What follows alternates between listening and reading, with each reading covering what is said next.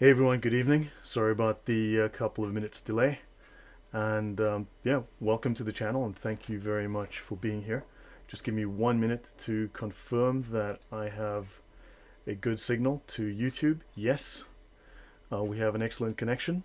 And yes, everything is looking good in the stats. So guys, thank you. I have with me Shamoun Khaqan from the Crosstalk, and I've spoken about him many times before on my channel. Many of you have signed up with him. Thank you for that. Shamoun Khaqan is an ex-Muslim. He's a Pakistani, and he's currently living in Swaziland. And I'll introduce him and let him tell you guys a little bit about himself in just a moment. And of course, he will also introduce more about today's subject and today's topic. However, we're here to discuss the implications of Muhammad's child marriage on Islam and, of course, on Muslims. So yeah, thank you guys for joining us in the chat. If you have any comments, please put them below. And yeah, let me introduce Shamoun. Thank you, Shamoun, for being here with me today. You're welcome, Lloyd. Good to be here with you. Can you hear me? Yes, say again, please. Can you hear me? Yes, I can hear you. For some reason, your audio is coming through on a totally different channel. That's, yeah, but that's okay. Right, everyone, can everyone hear us comfortably? Good evening, Stephen Gilchrist. Right. So, Shamoun, just introduce yourself, please, and if need be, I will sort out the audio issues on my end. Okay, so my name is Shamoun Khaqan. I am 30 years of age. I converted to Christianity about 10 years, I'll safely say 11 years ago now. Spent about 6 years in seminary, doing my master's thesis now on comparative studies in Christianity and Islam. And so a couple of months ago, I just really got interested in in in specifically YouTube channel. I've always been interested in apologetics because it touches home with me personally in the sense that I've converted. So it's something that I've always faced is providing answers for the faith that I have. So my journey began, as I said, in seminary 6 years ago, and so now the interest in YouTube is basically providing the content that I have learned all these years in seminary, and providing answers from specifically Muslims and well, across the board more, but because of my past I generally deal with Muslims. So yeah, that's a little about me. I hope that was sufficient. Okay, no, I think that was fine. Let me just minimize that. Okay, yes, everyone can hear us both. And no, thank you. That's very interesting. And I do believe on your channel you have a special interest in discussing the Trinity. This is something that you know that Muslims have a difficult time with. And do you feel that you'll be spending more time trying to define this and helping Muslims to understand the genuine, to provide a genuine understanding of the Trinity, being that this is such a contentious issue? Yes, yes. I do have a very keen interest in the study of the Trinity because, as I said, like even early on, is that being a Christian, I think one of the key issues dealing with the skeptics of the Christian religion is on primarily the issue of the Trinity. And so, somewhat, I take that personally. So I've spent a significant amount of my time as a Christian seminarian, just really discovering the Trinity. And my PhD, I will be moving towards doing a dissertation on the Trinity as well. Okay, no, that sounds interesting, and it's really, we're very lucky, we're very blessed to have someone with your knowledge and your experience being part of this community and trying to do some outreach, provide some understanding, to build a bridge, as it were. And Yeah. so yeah. So as you know, my channel, I focus mostly on Islamic law. Typically, it is just called the Sharia for convenience sake. Now, of course, Yeah. Islamic scholars do make a distinction between the Sharia and the fiqh. Certainly, there are these distinctions, but generally, in everyday parlance, Muslims simply just use the term the Sharia. So we're not going to go overly into the distinction. However, the Sharia is the culmination of the Quran, the Hadith, and the Sirah. It is all of these timeless Yeah. moral principles, the actions of Muhammad, the statements of Muhammad, his commandments, his prohibitions, the same for Allah, things that are said, things that are implied, and these have all been collected by the scholars, and these have been collected into these timeless moral laws of Islam, Islam's sacred law. And the fiqh is obviously the application of man's understanding to these and then applying that to the life of the Muslim, to the civilization of Islam. So this is the human Yeah. understanding of the Sharia. Now, we will be, when I say the term Sharia, I fully understand that there is a difference. And today we're going to be utilizing a lot of information from two of the major Sharia manuals in the world today. We'll be using a Hanafi fiqh manual called the Hidayah, Volume 1. Everyone can please check in the description. That's also in the first pinned chat.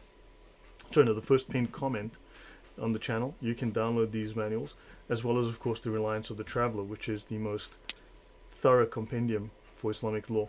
So we're here today to talk about Muhammad's marriage to Aisha, and you had a series of questions. We wanted to explore the questions, the moral ramifications, the evidence for what Yes. we're about to present, and of course how this impacts Islam, how this impacts Muslims, and to get to the truth of this. And of course we want to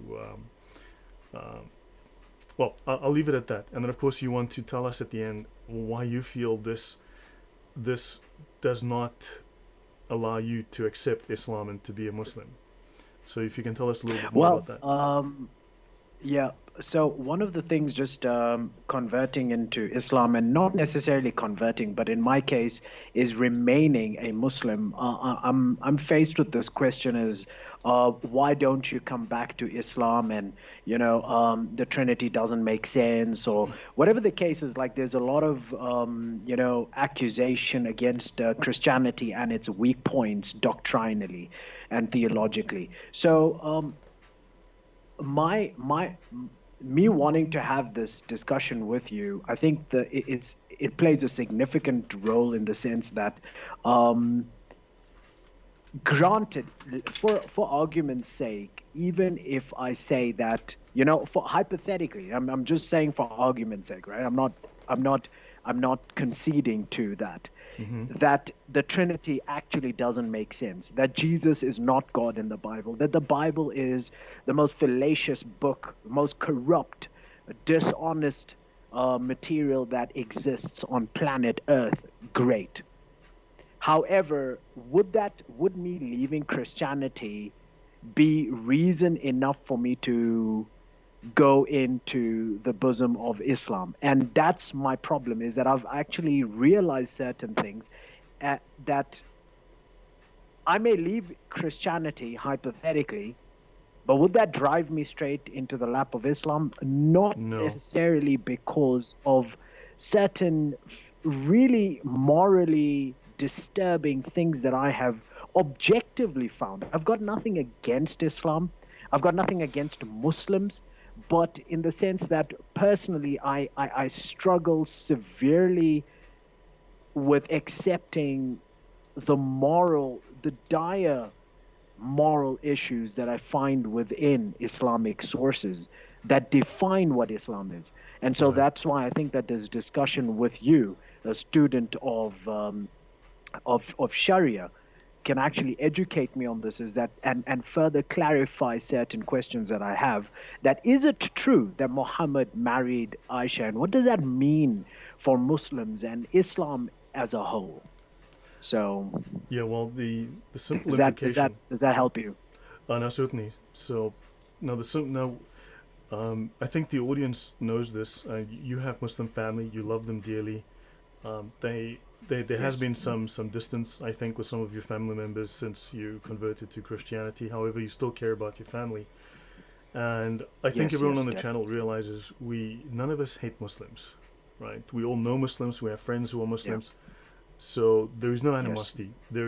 But we do have a concern with the ideology, and we do have a concern with some of the things that are written, especially about the life of Muhammad, that we feel are questionable, morally questionable. Now, in terms of your question, Okay. Yeah. anything So that will, let's. yeah. So you want to dive into the questions? Can I start asking you now? You can, yeah. Let's start with the first question, and we'll just take it from there, and we'll have hopefully just have a conversation about this, provide the resources.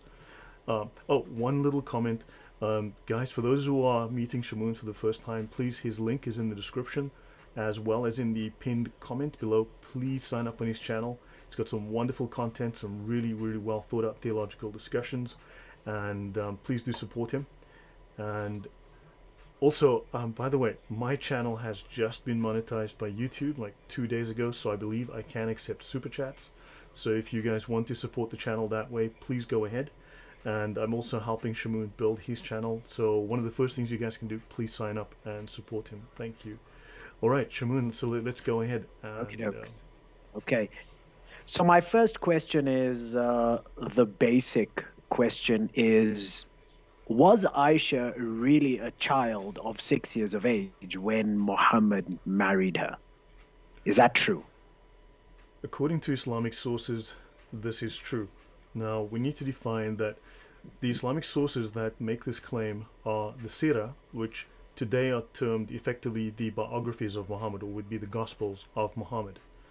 Right? Yeah. So we have evidence from the Sirah that, and from also one of the major scholars of Islam, Sheikh al-Islam Ibn Kathir, who is one of the 28 major scholars of Islam. Right? So he is one of the foundational scholars of Islam. So we have that. We also have the Sahih Hadith. We have Sahih Bukhari, multiple attestations, as well as Sahih Muslim and others. Now, don't forget, it is considered obligatory that Muslims must believe. It is obligatory for Muslims to accept the Sahih Hadith. It is obligatory for Muslims to accept a Mutawatir Hadith. So therefore, this evidence is considered rock solid, and it must be believed as if they were present and witnesses to the event. Okay, so let me get this right. So basically you're saying that the Islamic sources 100% confirms that Aisha was 6 years of age when Muhammad married her. Yeah, we can go to the sources. Let me just pop up my first source. Okay, so let's have a look. I don't have OneNote listed, so I'm going to grab the whole screen. Okay, I'm grabbing the entire screen here. Right, so this is in my OneNote database, and I will be doing a show on the channel at some point to discuss women in Islam, which includes Aisha. Now, this is from the Sirat Ibn Kathir, volume 2, page 94, and I can provide a link to this book if people are interested, so after the show I can link to this. Urwa stated, here's Mursal, incomplete. So anyway, his statement, he contracted marriage with Aisha when she was 6, thereafter consummating with her when she was 9, is not disputed by anyone and is well established in the Sahih collections of traditions and elsewhere. And that is from Ibn Kathir, one of the prime scholars of Islam, one of the top 28 scholars of all time in Islam. So that's that's the first piece of evidence. Now, of course, we will discuss a few things, right? Of course, there are objections from Muslims, like you'll find that people will say that Aisha said when a girl reaches the age of 9, she's a woman. Now, a girl is not a woman, but this is the kind of evidence that Muslims provide in their defense. In Yemen, Imam Shafi apparently said, in Yemen, I saw many girls aged 9 who had reached puberty. And of course, some of these hadith collections, we don't know how authentic they are. We don't know how authoritative they are. So again, Shafi said, the earliest age at which I heard of girls reaching puberty was the women of Tihama who reached puberty at the age of 9. And so on. I saw a grandmother who was 21 years old. Shafi also said in Sannah, Yemen, I saw a grandmother who was 21 years old. She had reached puberty at the age of 9 and gave birth at the age of 10, and her daughter reached puberty at the age of 9 and gave birth at the age of 10. Your thoughts on that? This was given to me by a Muslim in defense of Muhammad's marriage. Okay, I'm trying to look at that. I saw. While you're that thunderous one, that is a very good question. Yes. What is a boy when he reaches the age of 9? He's a boy. Yeah, of course. Sure. Okay, so yes, we're I appreciate these sources. I'd like us to kind of like look at specifically the issue of Aisha. Okay. Well, Is so that let's continue, and I'll give you a few more. But go on. Sorry, your question. okay? In specific, okay, so this is I see Yeah. you've opened another So source here. let me go through all the sources, and then we'll talk. So I will Okay, provide the I will provide the traditional sources. These are from the Sirah, from the Hadith, as well as from Islam's largest online advice website, Islam QA, which sees traffic of up to 400 million visits per month. And so they provide answers, they provide information to Muslims. They put out fatwa, they provide advice, they try to provide a correct understanding to Muslims up to 400 million times per month. So we can assume that huh? this is a valid website. It's one of the biggest Islamic advice sites in the world, if not the biggest. So this was a Okay, question, and and they yeah.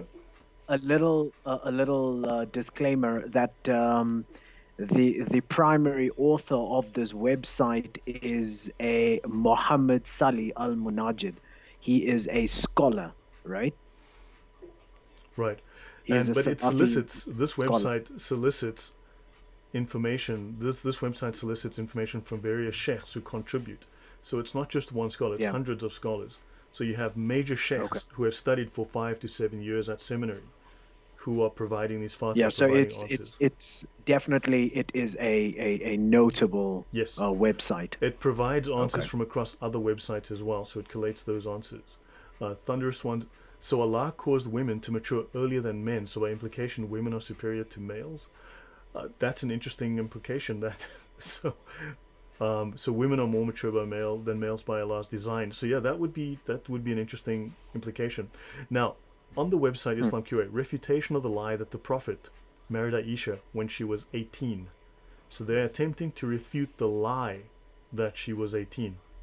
And it says here, It's interesting that you say that because that's one very common and regular response that I generally get is that no, she was not six, she was 18, etc., etc.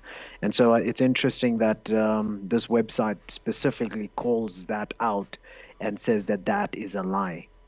yes, Hmm, correct. This interesting. website, yep. Just remember to monitor your page for any chat, if in case it comes up. Okay, nothing. All right, now understand. So they provide multiple. The Sahih Hadith state the Prophet did the marriage contract with Aisha when she was 6 years old and consummated the marriage with her when she was 9. The Hadiths include the following: the Messenger of Allah married me when I was 6, and he consummated marriage with me when I was 9. Right? So they talk about Hmm. Al Bukhari 3894, Muslim 1422. I used to play with dolls. It is not legal for a girl who is mature, a woman, in other words, to play with dolls, but children are allowed to play with dolls. So she was married while she was still playing with dolls. So my Sure. friends would hide Okay. themselves and would call them to come and play with me. Narrated by Bukhari, 7130, Muslim 2440. And of course, so Aisha mentions, these are my dolls, right? So she was playing with dolls. Now, Al Khattabi says, now these are just opinions, these are not necessarily authoritative rulings, right?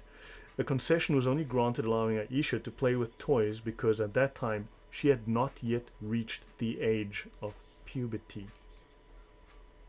Oh, okay. Yeah, that's okay. Well, we're it seems like we're going into our second question, but yeah, I'll ask my second question, but you can keep going. Right. Well, So that's pretty clear, eh? yeah. So Okay. we have Muslim says she was 7 years old when she was taken to him as a bride, and when she was 9 years old, she was taken, to have the marriage consummated. Now there is a slight discrepancy between all the Sahih Hadith with her age. Some of them say 7, most say 6.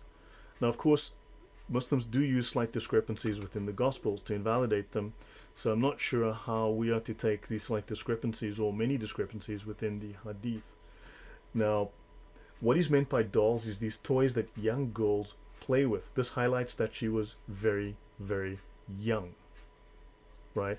So in this report, Well, yeah, prior to the age of puberty, whatever that is at this stage within the within the scholar's mind, right? right now in Shar Muslim, which is a commentary, basically a commentary on the Sahih Muslim, The way to reconcile, Yeah. this is from Imam Sheikh al-Islam Nawawi.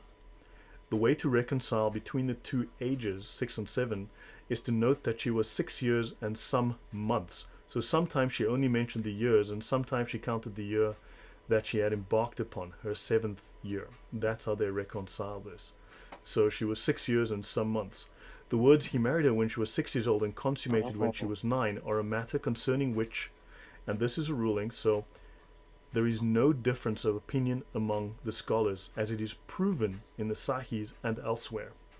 And the Prophet consummated the marriage with her 2 years after he migrated to Medina. So, Okay, you just a question for those who do not know. Who is Nawawi?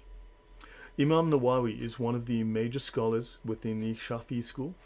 He is possibly the preeminent scholar these days. So you have the founder, Shafi, who founded the Shafi'i school of jurisprudence, but probably the prime scholar, very possibly the prime scholar who ultimately refined and polished all of the fiqh within the Shafi'i school is Nawawi, and he is, I believe, a Sheikh al-Islam. So again, he's one of the 28 most prominent, most revered scholars of Islam. Okay, so it's of course at this stage. If a layman Muslim, a random Muslim says to me, no, she was 18, I'd rather listen to Nawawi rather than him, right? Correct. Nawawi is a major scholar. Yeah. Yes, this Okay. is an incredibly. Now, understand we have a quote from, so that was from Bidaya wa Nihaya, whatever that means. And it is well known that scholarly consensus is protected from error. Those who've watched my channel know that I've covered this in detail.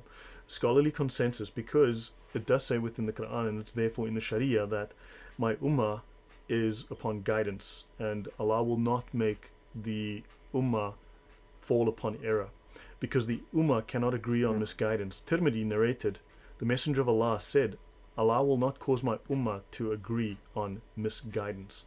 And that is classed as Sahih al-Albani in Sahih al-Jami.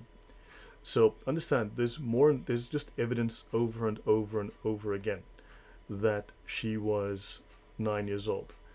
Now, of course, you have these comments that say when a girl is 9 and so on, but we have at least 16 hadith that claim that she was 9 years old, right? And we've gone through some of that. So, yeah. So now, giving one's children in marriage is permissible, right?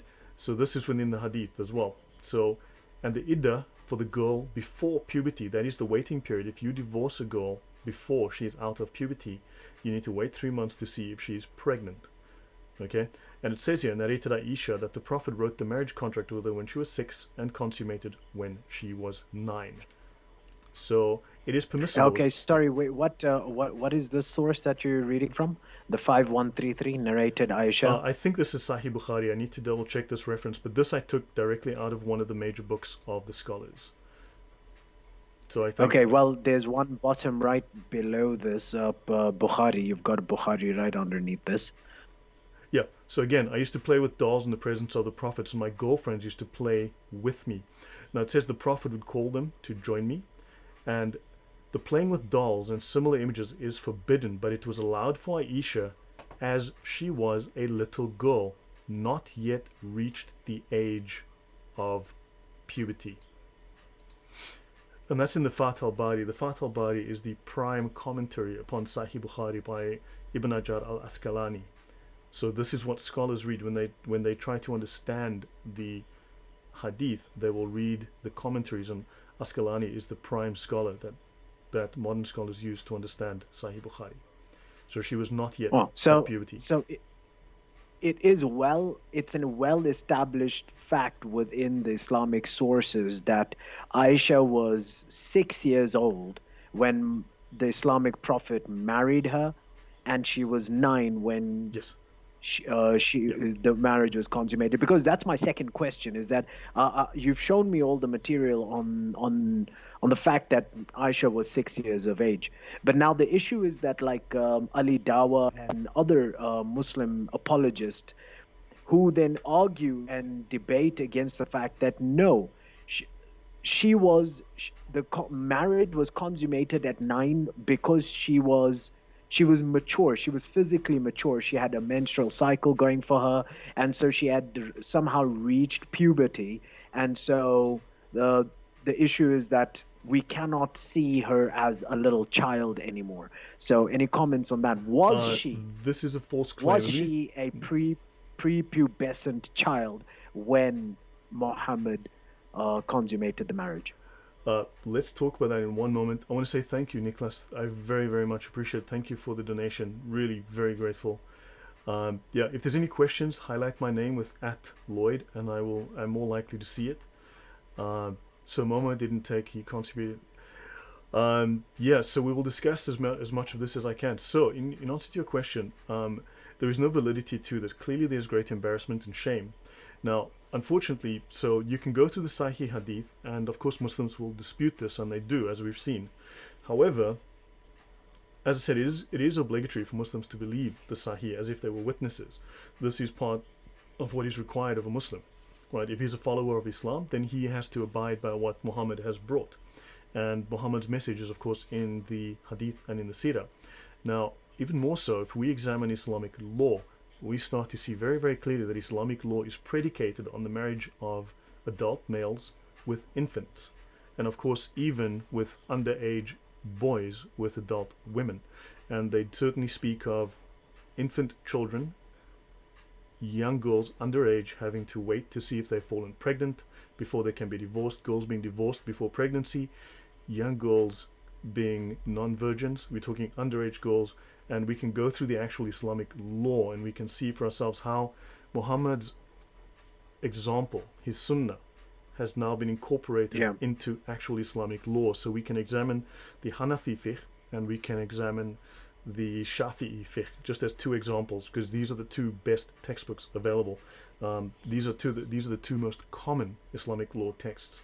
If anyone disputes that, okay, so to let me know before we go into these things, I'd like you to define the word fiqh. But before you even do that, I just wanted to ask you a simple, straightforward question: is that Muslims say that Aisha was physically mature before Muhammad consummated the marriage. Is this true? Was she, when he consummated the marriage, when he had sex with her? They say she was an adult. Well, legally in Islam, technically, yes.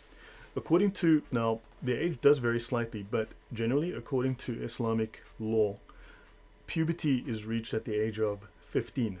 There are references within other schools of fiqh where 18 is their age. However, 15, so if she was 9, she was well under the age of 15.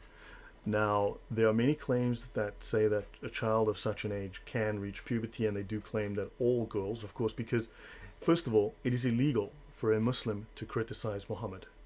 It is ridda, it is blasphemy. For a Muslim to criticize Muhammad, under Sharia law, that is the penalty of death.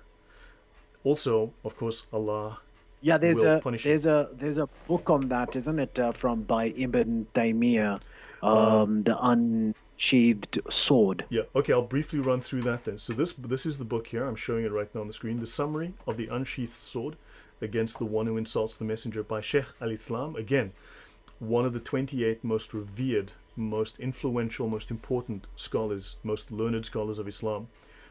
Sheikh al-Islam Ibn Taymiyyah. The book is the Unsheathed Sword against the one who insults the messenger, and I'll show here the very first entry within the index. Whoever insults the Prophet is to be killed, whether they are Muslim or a disbeliever. So to disparage Muhammad is to insult him, and the penalty is death. Killing is prescribed on the one who insults the Prophet, and it is not permissible to imprison or show favor to him or to ransom him. Any Muslim or non-Muslim who insults the Prophet is to be killed, and repentance is not sought from him. I'll do one more reference from the book, actually two, but this one. The contents of this book concern the Islamic ruling upon those who insult Muhammad. Right? And so this is the purpose of this book, to discuss the Islamic law on those who insult Muhammad.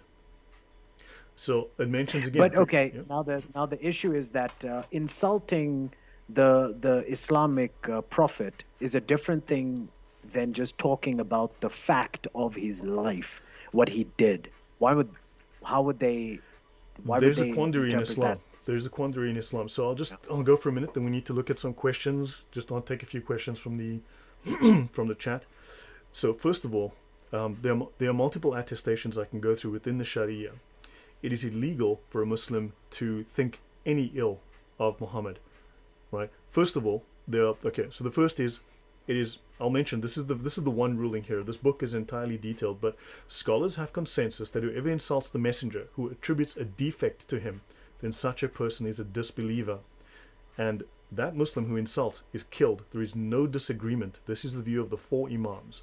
So all four schools. Okay, so wait, just hold on. This quotation is very interesting. Scholars have that red is way too bright. I can't really see behind what's written. Sorry, let me just change the. I'm going to change that to a different color. Then I'm going to change it to orange. Give me a second. Okay, because I can't read what's written there. Okay, my bad. I'm going to. I will alter the color in just a moment, and you should be able to see it now.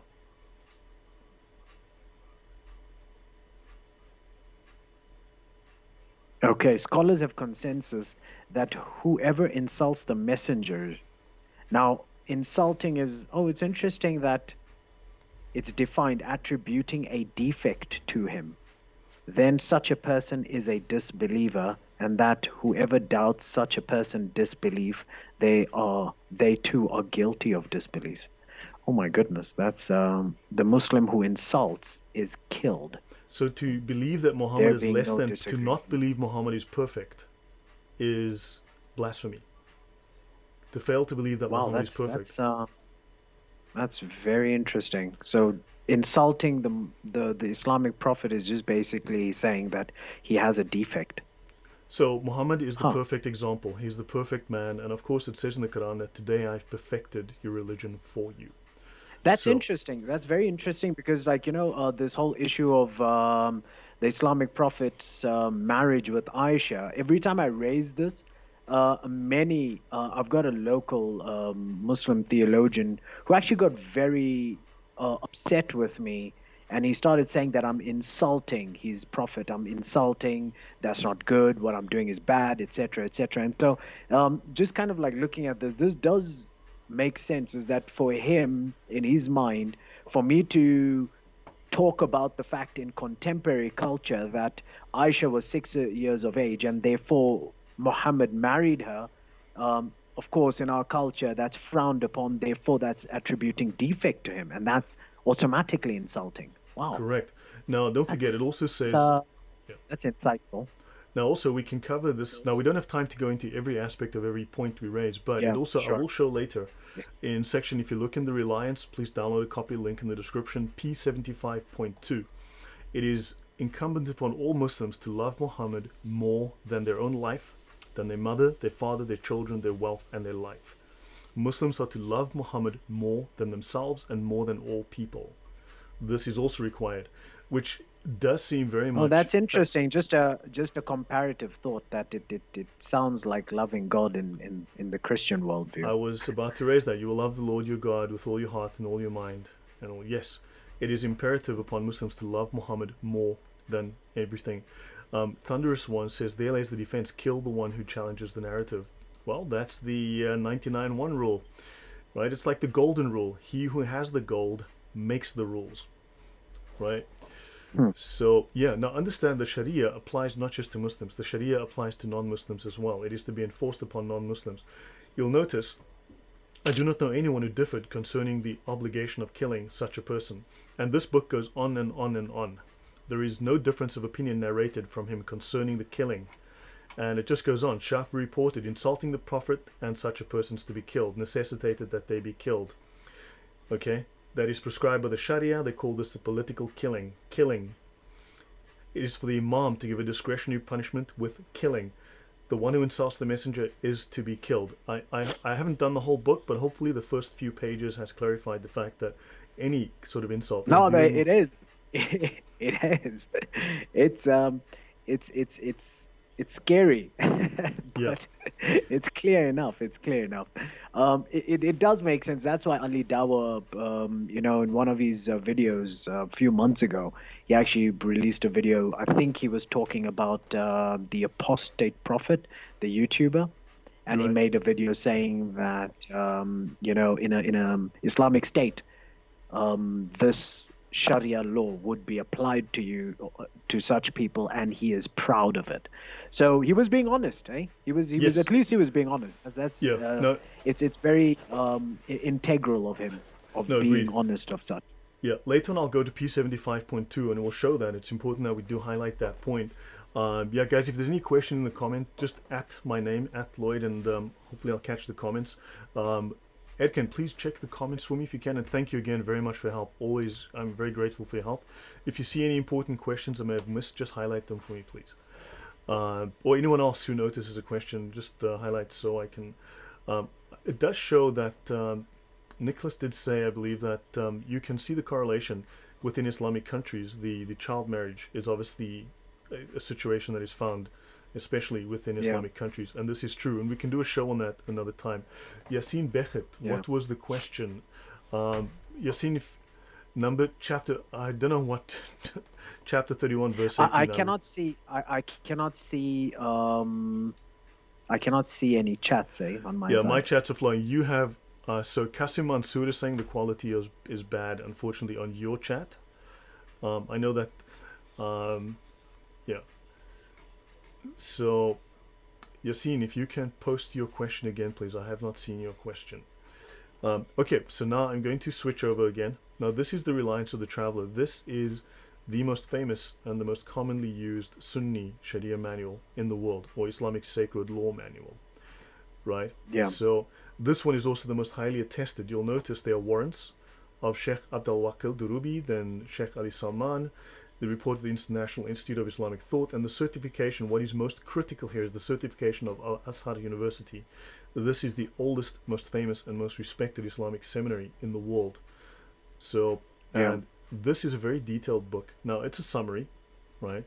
It is a single volume, whereas most Sharia manuals are multiple volumes or very, very long books. This one is designed as a traveling companion, hence it's called Reliance of the Traveler. And it has a little bit of everything. So it is a very, very useful book. So you can find references to everything here, and then it will tell you where to look to find more information. Okay, sorry, for our viewers, I wanted to ask, have we answered the question that what did Mohammed consummate his marriage with Aisha before she hit puberty? Did we answer that question? I don't remember answering that question, honestly. Okay, so puberty. So we'll have a look at that. So for that, we're going to explicitly go into Islamic law, and that is where we will find the answer to that question within the actual law. For instance. Okay. For instance, that's the Quran is a contradictory book. For instance, you can find one rule that says one thing and another rule that says exactly the opposite, and therefore you get this little tap dance, this little going in circles around the Quran. Same with the Hadith, right? Now, of course, the Sharia law is black and white. It is very blunt. Us Truth says Allah is basically Muhammad, and then Hope Faith issues this, the eternal law of God and the perfect example. Right, now, okay, so we're going to look at chapter M and chapter N, marriage and divorce, within Islamic law. Okay, so it's very important to answer the question whether Muhammad consummated the marriage pre-pubescent. Yeah, because everything that Muhammad did is sunnah, right? It's the way, the example for Muslims to follow. Everything Muhammad did is legal. To go against the example of Muhammad is blasphemy. It's ridda, right? And of course, we can always look at what blasphemy is. I'm just busy building my search index at the moment, and then we will go through this. But we're going to see that because Islamic law very explicitly allows marriage to little girls, right? This is so. This is so simply because Muhammad married a little girl, and therefore the scholars say that this is then allowed. Okay, so there's Qasim Mansour, who's actually got a comment for you. He says, to correct you, Quran is not a contradictory book. So just thought to let you know. Well, very simple. It says... But let's... Of course, no. Look, Muslims will show you that to use your religion to me as mine. You look at Quran 385, no other religion other than Islam will be accepted. Those are contradictions. And for that, we have the doctrine of abrogation. right? So the doctrine of abrogation is what obviously deals with the contradictions within Islam. Now, this is the instructions on marriage, right? Okay. So obviously, abrogation is how Islam deals with the contradictions within. Okay, so now what we have here, this discusses who should marry, who should not marry, when a woman should marry, desirable characteristics, shaking hands with the opposite sex is unlawful, permissible looking at the opposite sex. Right, so hold on. Yassine says, why did the issue of Aisha's marriage arise only in the 21st century? It was never an issue to Christian missionaries like you in the 19th century. Marriage with children is illegal in Western law. These things have become formalized as civilizations developed. It is only legal Yeah, in I Islam. think. Yeah? Yeah, I think that it's also one of the Muslim scholars made a video on that. Yaqeen Institute. I forget his Oh, name, those but he's guys. from Yaqeen Institute. Yeah. So he also made the same claim that, only recently these issues are being raised. And I would also say that the reason why these things are being raised now is that if if within Islam there's a practice that is encouraged, that is taught, it is taught timelessly. Correct. You get what I'm saying? And so if it is timeless, and so these things like, child marriage and child um, acts with with children, sexual activity and stuff.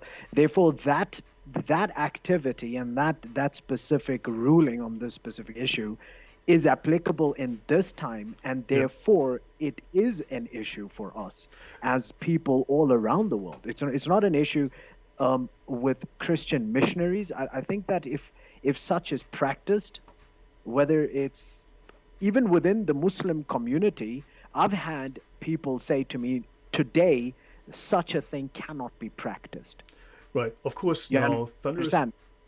Thunderous says So we it's need not to. necessarily that Christian missionaries are picking on No. Islam. It really isn't about that. Well, it's also It's about it's the applicability of such a case timelessly. no. We have And Islam and its, yeah, go well, ahead. it's anything Muhammad did is permanent for all time. The Sharia is permanent, can never change. We now have the presence of Muslim communities wanting to impose Sharia in the West. So obviously, this is now finding scrutiny. Thunderous one says information age. This Yeah. is why it's an issue now, right? So now this is becoming common. So now the Yeah. first marriage ruling in Sunni Islam, a man who needs to marry because of desire for sexual intercourse and has enough money is recommended to do so. Now, when you do read through the Okay. Islamic law within the Hanafi, the Shafi schools, and so on, you don't find reference to as a sacrament. You don't find reference to love. You say, well, very blunt like this: if you need to marry because you want sex and you have enough money, do so.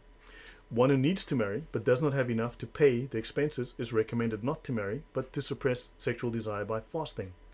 And if it is not suppressed by fasting, then he should marry, borrowing the money to pay for the bride's marriage payment, if she will not accept him owing it to her. That's a very basic introduction to marriage law within Islam, and they speak very strongly of sexual desire, sexual desire, sexual desire, and Yeah. so on. Okay? Now, I'm going to go through various. Now, let's just go through some of the rulings. We'll have a look at a variety of rulings within the Sharia, right? This is the Sharia that Muslims want to impose on the entire world. This is the Sharia that Muslims speak about that they want to live under. When a free woman asks to marry a suitor who is suitable, her guardian must marry her to him whether she is a virgin or non-virgin and whether she is prepubescent or not. I think that is very, very explicit. I think that is very, very explicit. Okay, now, yes, now, so the case could be made, right? If I have to play, devil's advocate and argue for the Muslim community, in the sense that I'm from Pakistan. One of the ways in which fornication and adultery within Pakistani communities are controlled is by marrying their children off. This does not mean that the children are, allowed to stay together and consummate each other's, the marriage and stuff. It's just to marry each other and just to let each other know that, you guys are married, and therefore when you are old enough, you guys will live together. So it's kind of like preventative measures in place to prevent corruption in the land. So I don't know how that ties in. This does not. It wouldn't necessarily to me mean that, oh wow, it's such a bad practice kind of thing. It is still a bit weird, but it wouldn't be Well, as prepubescent bad doesn't as specify an having age. sex with. Prepubescent doesn't Yeah, specify an age, and infant marriage is allowed. no, it doesn't. Now, Yassin Bechet wants to distract, obviously, with the red herring. Please read Numbers 31. The Old Testament does not apply to me. The Old Testament does not apply to Christianity. Understand? We do not follow the law of Moses. It is illegal in the West to marry children. It is also immoral. There is no sunnah of Jesus having sex with 9-year-olds. There is sunnah of Muhammad doing so. Yes? Well, he's what scripture did he use? Numbers 31 verse 18. So let's continue. Okay, So just understanding, just a quick response on that is the book of Numbers is not necessarily instructive in nature. yeah, It's the nature of the book entire is very narrative. So it informs on past events, not yeah, necessarily it's history. It's instructs not. us on, yes, it's history. So what happens in history does not automatically become instructive. Yeah, For example, if I kill as a father to my daughters, they wouldn't understand like, oh, my dad killed, therefore that, you know, um, somehow means that it's an instruction for yeah. us to kill. Well, the It's Quran is they commands. can, The Quran is yes, you see. instruction, whereas the Bible is descriptive, not prescriptive. It is history. Yes. So there's a lot of, yes. So there must be um, there needs to be this distinction between what exactly part of the Bible we're reading and how we interpret that. So yeah, let's move on. So I'll just go through a So variety of does laws. Yeah. yes, go ahead. I'm going to go Yeah, through a let's variety of go these on. laws so So that we can yeah, see. So, for instance, they talk about it's recommended. So, when a bride is a virgin, whenever the bride's a virgin, the yeah. father of the father's father may marry her to someone without her permission. So, a girl may be married off without her permission if she's a virgin, if she's underage. Okay? Though it is recommended to ask her permission if she has reached puberty. If a virgin's silence is considered as permission. If a virgin is not responsive to the question of wanting to marry, it's assumed that she Okay, can't be married off. sorry, Lloyd, Yeah. Kasim is asking a question. He made a statement. He said children under the age of 18 can still be married in 48 states in the US. A quick response. Kasim, we are not discussing whether teenagers can get married. I think the shock effect that I personally have had over a period of time, just looking into the Islamic sources, is that prepubescent, meaning child under age, severely under age, under even 10, are given into marriage for sex, not necessarily just marriage. The shock effect is child under 10 given for marriage and sex. Okay, so yes, I'm sure that children under 18 can still be married in 48 Yeah. states in the US, but that does not really apply to our And that's conversation not what we're and doing that's today. not besides whatever the US is not law for the entire world. Now, here's a question for you, Kasim. If Muhammad wanted to marry your 9-year-old daughter to have sex with her, would you refuse? So now, next question. Wow. Now, Very, very. as for the non-virgin, Okay, that's now, yeah. Go now ahead. it goes on here. So let me continue with this. Now it says here, as for the non-virgin, a girl who is not a virgin of sound mind, no one may marry her to another after she has reached puberty. Hmm. So a non-virgin may not be married without her permission after she reaches. So in other words, someone had sex with her prior to puberty. Okay, and they do speak of remarriages. So I'll just continue and I'll provide more and more of these references. A guardian, As for non-virgin of sound, non-virgin, so she has had sex of yes, sound mind. Oops. no one may marry her. I Uh, brought it back. I've brought it back. You can have a look. I know there's a okay. slight delay on Yeah, your end. no one may marry her to another after she has reached puberty. Oh yeah, that is clear. That is Yasin interesting. says, I've not proved that she was prepubescent. We're going to demonstrate that Islam, legally, in all 4 schools of the fiqh, they allow prepubescent marriage. I'm going to go through multiple references. So here they're speaking of a Okay. non-virgin who has not reached puberty. Now that means prepubescent. So therefore the scholars interpret that this is legal within Islam. As for the non-virgin of sound mind, so let's continue to. Does that make it clear? Does everyone in the comments and of course Yasin. Now here, understand, it is not legal for Muslims to believe anything ill of Islam. Again, Islam, Allah's law cannot be insulted. So, so the question is from KL: would you give your 9-year-old daughter or granddaughter to 50-year-old Abdul? Right? Aisha was playing the swings and dolls when Muhammad had sex with her. So, Yasin, would you allow Muhammad to marry your daughter if she were 9, so that he can consummate the marriage with her? And what does this mean? This in red here. Explain that. So let's continue, right? Yeah, let's continue. Let's continue. A guardian may not marry his prepubescent daughter to someone for less money than the amount typically received as marriage payment by similar brides, nor may he marry his prepubescent son to a female who is given more than the amount typically received. Now, they're speaking here of giving your prepubescent daughter away in marriage. Now, I think so. Yasin, does that make it clear that Okay. Aisha was, One response also to Kasim asked us what book are you using? We are using a Sharia manual. This is a it's in the Sharia description to manual the used. it's in the Yeah, it's description. in the This is the description. most You famous can actually Sharia even manual in the download Sunni it. world. Check the description. You can Yeah. come to my channel. It's also, I believe, in So your Kasim channel. Mansour, you can have, yeah. So Somebody's Usman Mansour is saying, talk of your own religion that allows child marriages. no, it's illegal. Okay, It's very so much illegal. yeah, it is illegal. I'm not sure what instruction he's. We're actually finding out, Usman. We're looking at your Sharia manual, your law, your book of jurisprudence that actually instructs people that they can actually and should get married. And so within Christian faith, there's nothing such as I'm I've been studying theology for about 6 years now, and I've never come across an instruction that you should marry a 6-year-old girl Yeah, as of look, yet. So I'm not sure what his yeah. point is. But anyways, we can go. We can go ahead. Now, look, I didn't provide every single hadith source previously. I mean, we don't have time to go through every single source that exists. I just want to give a sampling of these things, right? So Yeah. now let's have a look. Now, infant. Now, it's very important that you define infant as infant in the cradle. It's very important that we define infant this way, because an infant means in the cradle. Because as we start to go through this, right, we are going to start, Yeah, infant. we start going Yeah, to learn infant about means infants. cradle. So divorce is Infant valid, means a small baby. right? Yeah. So divorce is only valid, right, from any husband who is Yeah. sane and has reached puberty. So even young boys can be married before they have reached puberty, right? So in other words, divorce is valid from you've reached puberty. So while you are under the age of puberty, you may not be divorced. It's not allowed.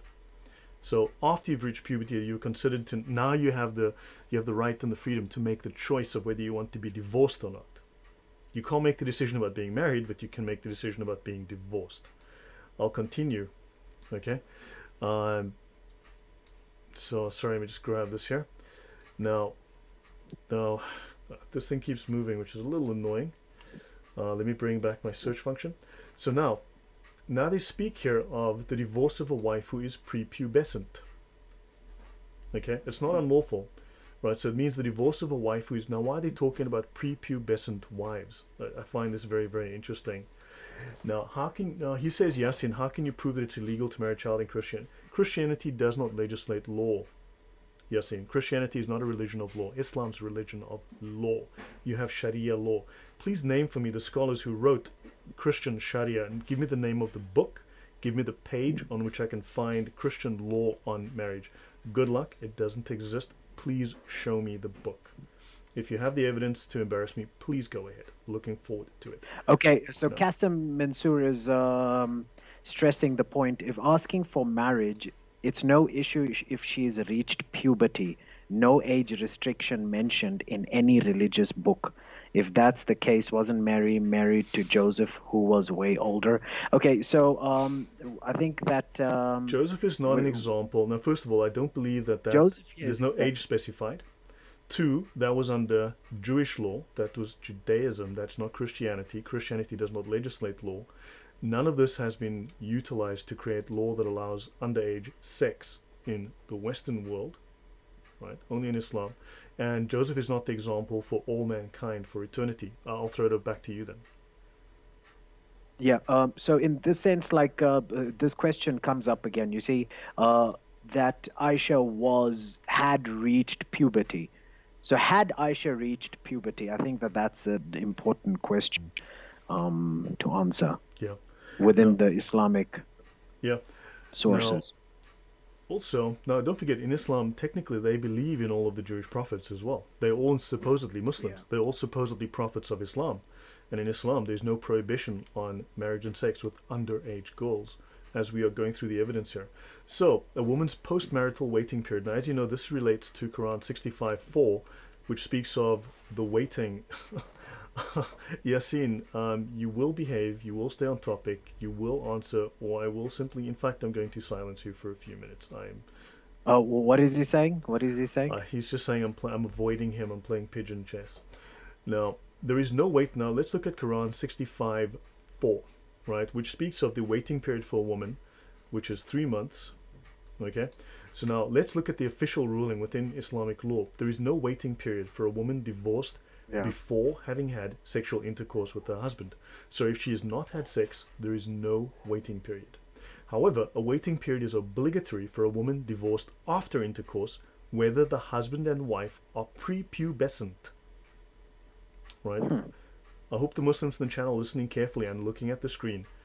Or one is prepubescent and the other, or one has reached puberty and the other has not reached puberty. And intercourse here means copulation.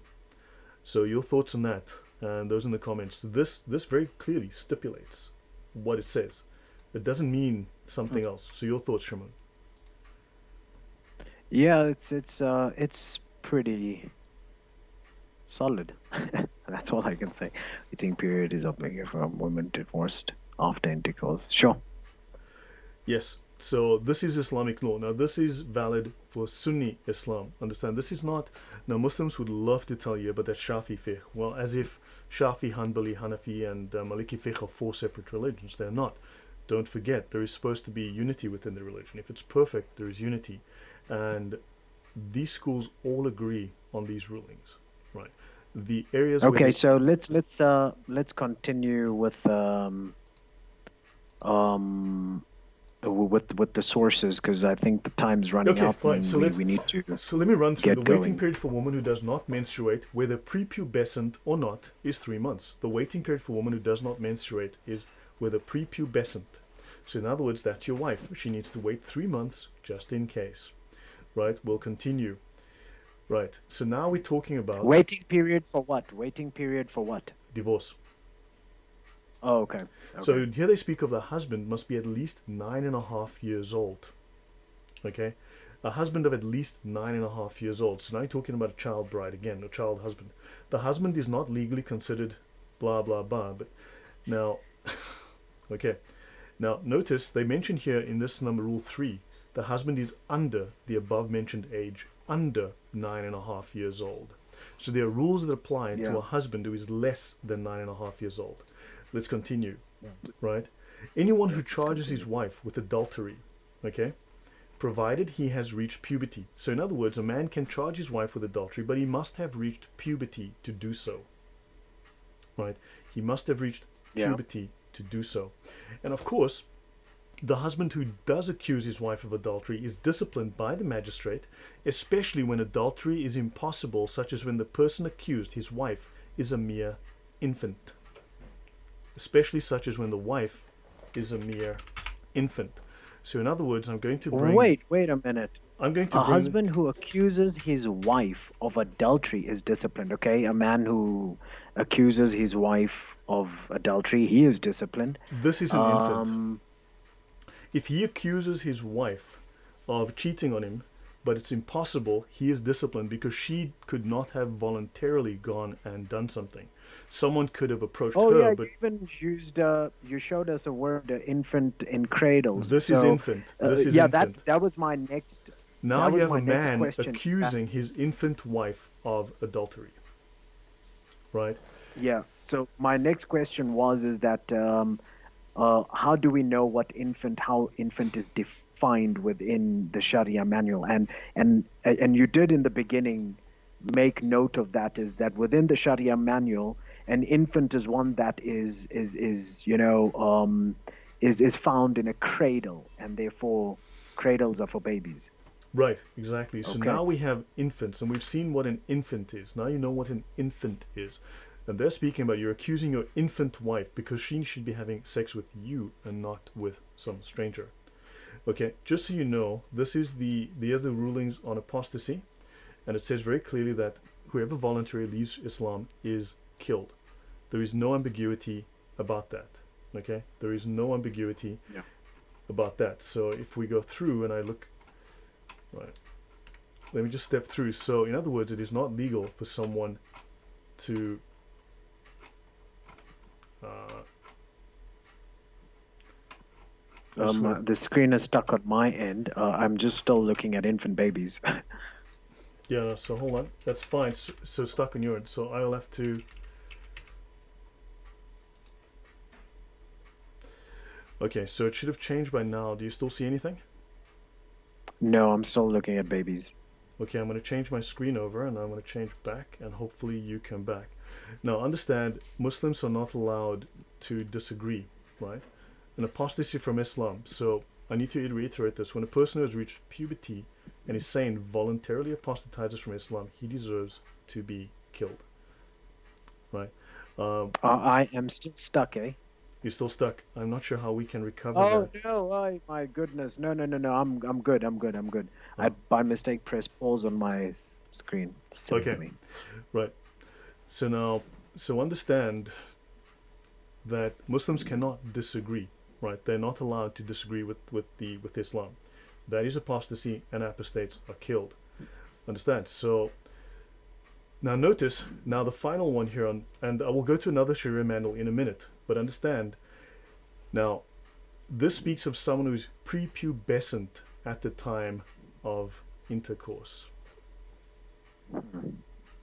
This has specific reference to someone who's prepubescent at the time of intercourse. So I can move over to the Hadaya and we can discuss that. But I think we've established here that Okay. speaking of, I just wanted to just let our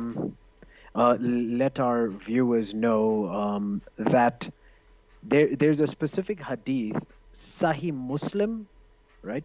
Book 008, number 3311, in which Aisha says, right, narrated, Aisha married the Prophet when she was 7 years old, and he was taken to his household. She was taken to his household as a bride when she was 9, and her dolls were with her. Now, why the dolls issue is important is because within the Islamic discussion and Islamic hadith, a girl having dolls is a child that is still prepubescent. Now you can check that out.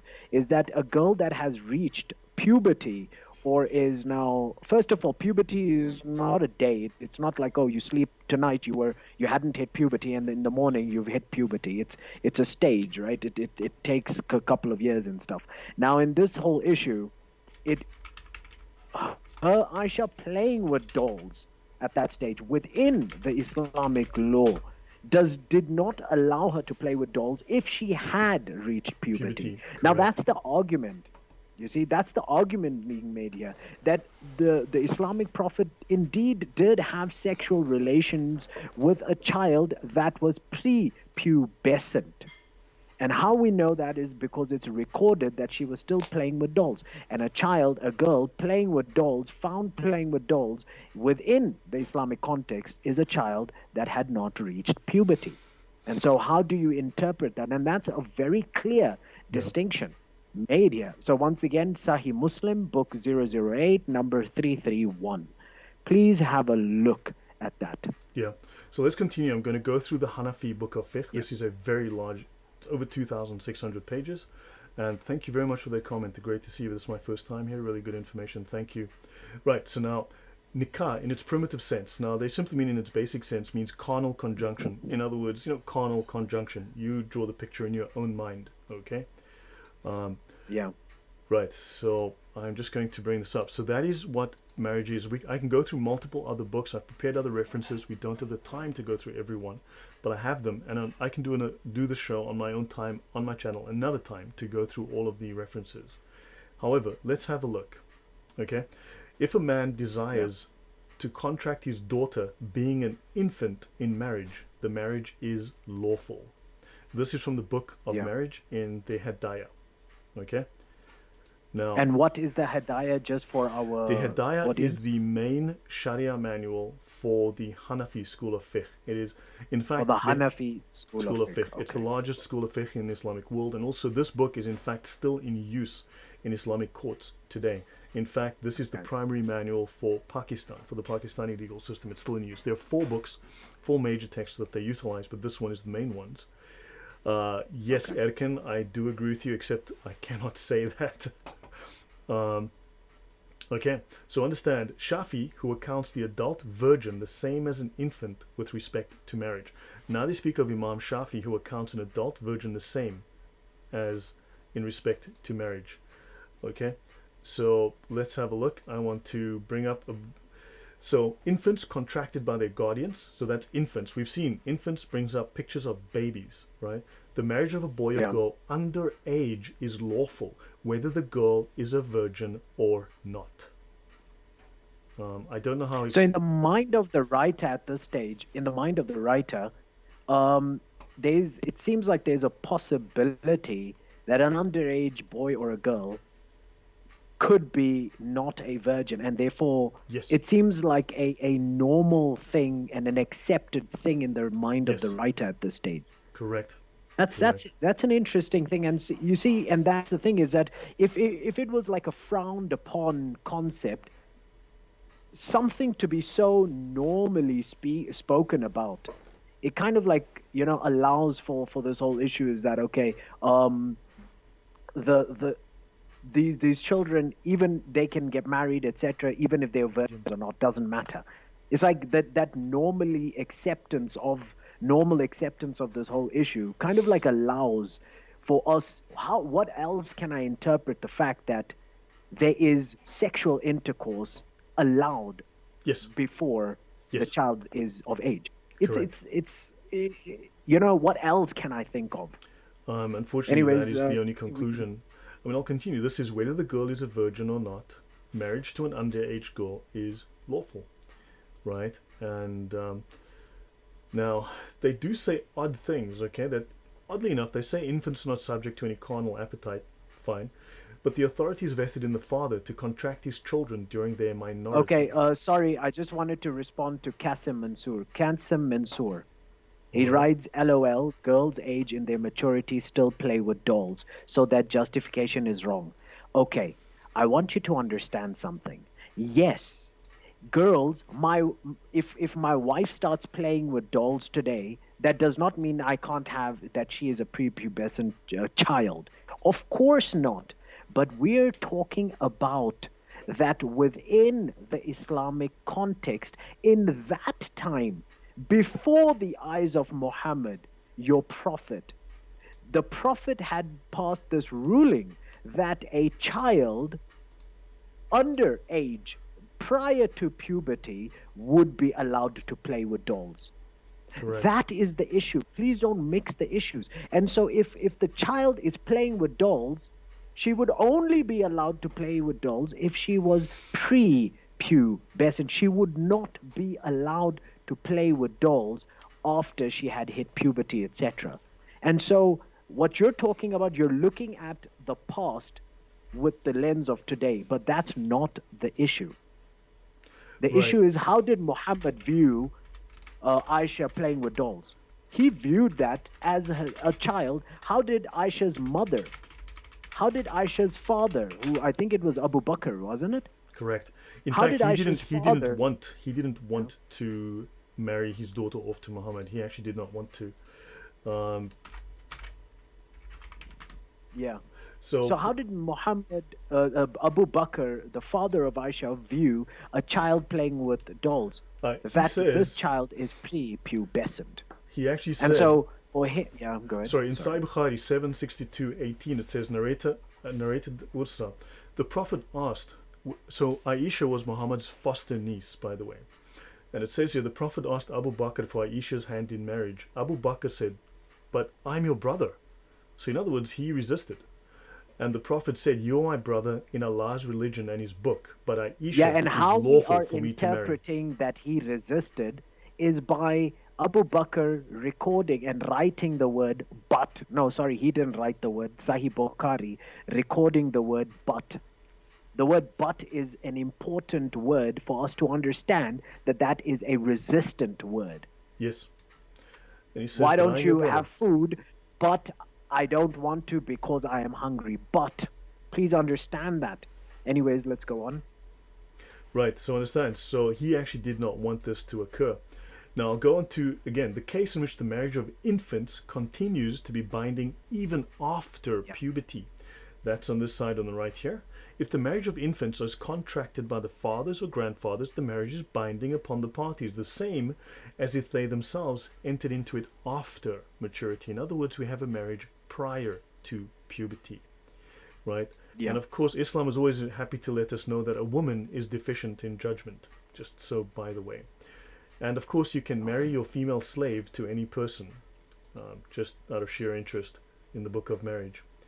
Now, if a girl has been contracted in marriage before she attains maturity, and then they distinguish between after maturity, I'll just do a couple of references.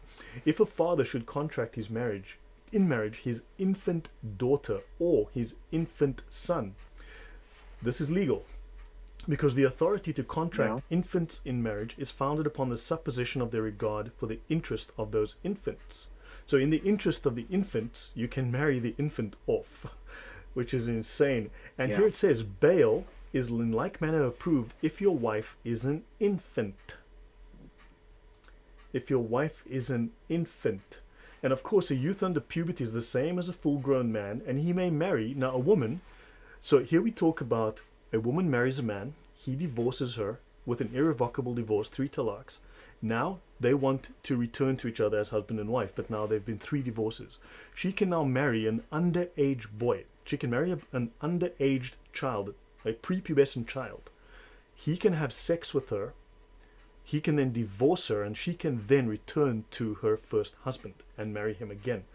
So they speak of marry with the youth under maturity. He can then perform a youth under Okay, maturity. now I think that this is very important for all our viewers to read with us, right? Let's read all together. A youth under puberty is the same as a full-grown man. A youth under puberty is the same as a full-grown man with respect to legalizing the marriage. That is to say, if a man give his wife 3 divorces, right, under puberty or full-grown, if he divorces his wife, and after her edith, I don't know what that means, marry with her under maturity, and he perform the carnal act with her. Yes. Yes. Okay, my now, Muslim it says friends. Here, now, a boy. you can either you can do one of two things. You can do one of two things. You can either say no, you reject the Sharia law, your Sharia law. You say that no, that is not true. This is all nonsense. You can say that, or you can say, you can close your eyes to what we just read, or you can read it and, like some very, I must say, how can I say, honest Muslims who accept this and say, yeah, that's who we are all about, and then, you know, that's where the appreciation comes from, is that, oh, you agree to this and you don't see any problem with that. If you see a problem with child marriage and you read these sources with us, then you're disagreeing with your own Islamic Sharia law. That at that stage, then, I'm not sure if you're a Muslim. I'm not sure what you would think, but at that stage, you would have to see whether you accept these these sources or not at all. So And they that's speak of a just to boy, throw in with. yeah, they speak of a boy under puberty able to perform the carnal embrace. Now, also There in we reference, go. Page 303.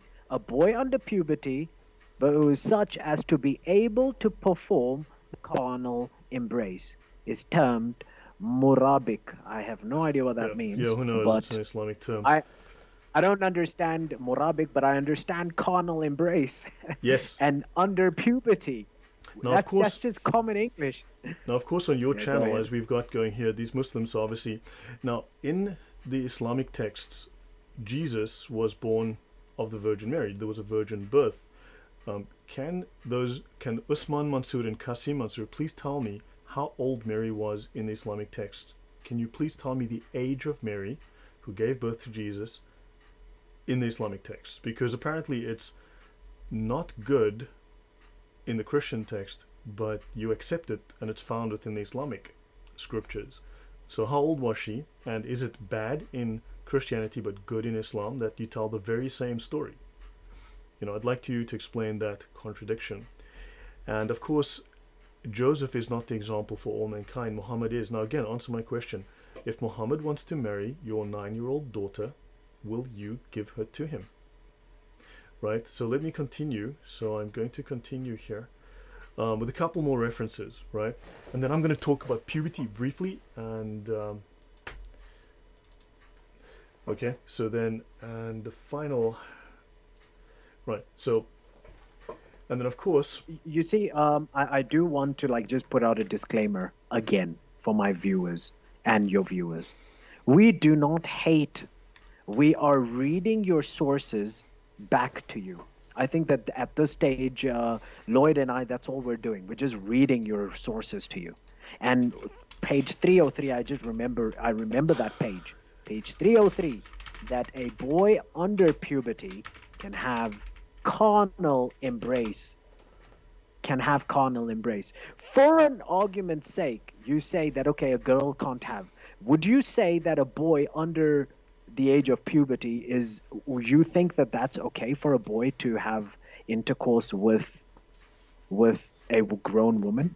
Would you agree to that? Because your source is saying that that is the case. And another thing, the reason why we are not concerned with Joseph and Mary, and I grant you that we're not concerned about it.